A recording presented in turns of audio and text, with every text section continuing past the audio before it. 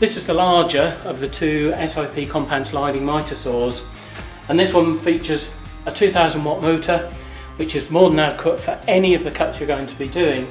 And a nice feature is the motor is actually set back from the blade, being on a belt drive, so that it gives us a maximum depth of the cut of over 100 millimeters. The blade supplied is a 40-tooth tungsten carbide tip blade, which again, for longevity, will last a significantly long time, whether cutting man-made or natural timbers. The blade is always guarded, but it's always recommended on finishing a cut to let the blade stop fully before lifting the saw. The saw also features a laser, enabling lining up to the cut. The saw can be used as a traditional chop saw, whether at 90 degrees or any angle through to 45 degrees to the left or right. It can also be used as a sliding compound mitre saw, giving a maximum width of cut of 340 millimeters. The saw can also be tilted through to preset angles or anywhere between, enabling compound cuts to be easily made. The blade runs at 4,500 RPM, and as mentioned, the belt drive means that the motor is mounted well away from the blade, giving the maximum depth of cut possible with the 305mm tungsten carbide tipped blade. The saw also features hold downs which enable the work to be held in place, enabling you to take your hands away so they're nowhere near the cutting edge. Additional side supports also support wider or larger pieces of timber away from the main chassis of the saw. Dust extraction is via the supplied dust bag, which mounts to the rear of the saw. Alternatively, it can be connected to a vacuum source to remove the dust at source. We've got the saw mounted on SIP's universal saw stand, which makes it an ideal working height. It also means we can put an SIP dust collector underneath it, giving us easy access to the on-off switch for extraction when using the saw.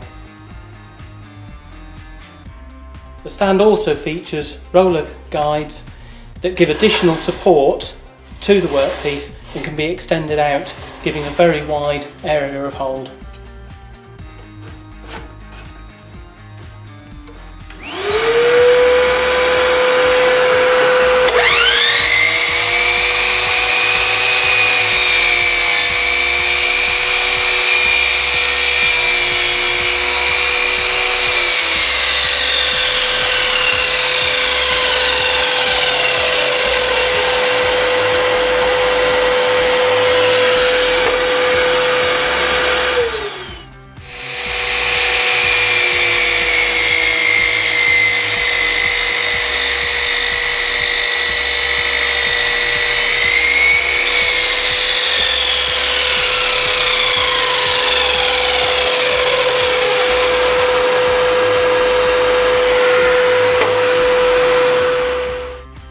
Half-lap joints can easily be cut on the compound sliding mitre saw, but a sacrificial piece of timber does need to be placed against the fence initially to overcome the curvature of the saw when the blade is lifted.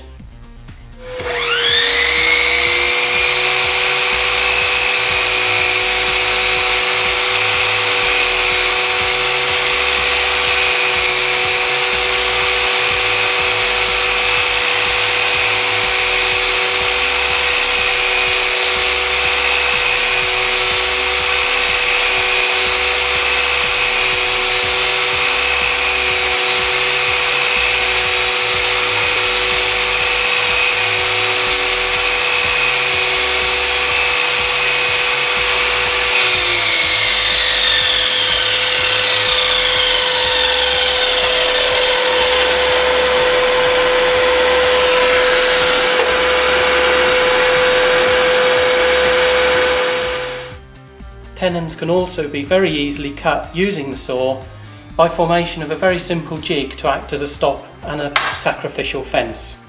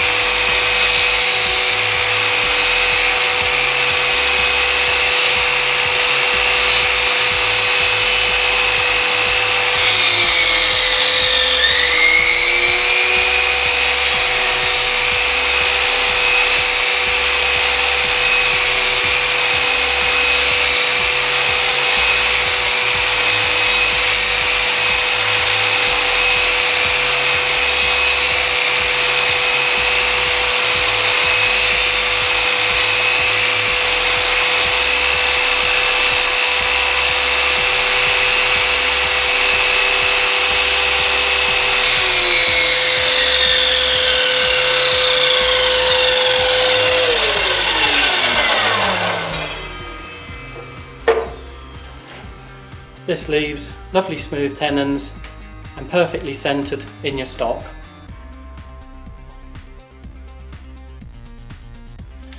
For trenching actions or for cutting housings or tenons, a simple stop is fitted to the saw here, and when brought down prevents the blade from going right through the table.